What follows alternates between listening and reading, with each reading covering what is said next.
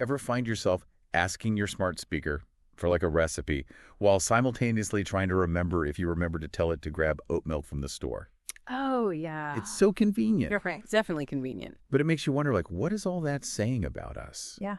All those little interactions and questions and requests we make to our devices. Like, what kind of portrait are we painting with that data?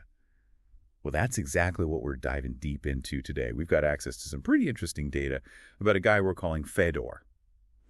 And it's not just, his latest social media posts. This is about the stuff we reveal through our AI interactions. The stuff we may not even realize we're giving away. Yeah, it's interesting how we tend to think about data privacy in terms of what we share intentionally, but really our digital footprint is so much bigger than that. Every interaction, every question, every, like you said, late night kind of confession to our devices, it all creates this data point. And all those data points together paint a surprisingly detailed picture of who we are. So let's talk about Fedor. What kind of picture comes from his data? So at first glance, he seems like a pretty high-level AI specialist. We're talking multiple certifications, leading big projects, the whole 9 yards. Impressive. Right.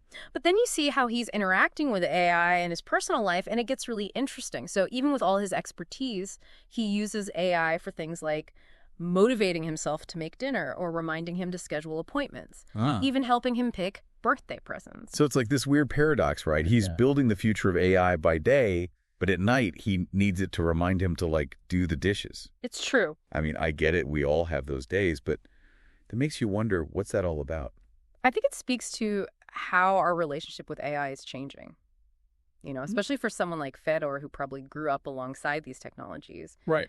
There's a certain comfort level there, a willingness to let AI take over some aspects of life that might surprise older generations. It's like that saying, the future's already here, it's just not evenly distributed yet. Exactly. And people like Fedor, they're kind of on the front lines of that. Yeah, and that comfort, that willingness to share even mundane details of their lives, it's a goldmine of information for the people developing AI. Think about it.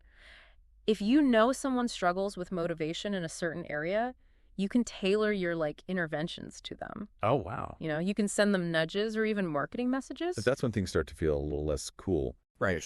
Like all of a sudden those personalized ads for noise-canceling headphones when you're stressed makes a lot more sense. Exactly. And it highlights the good and the bad of this technology, right? Yeah.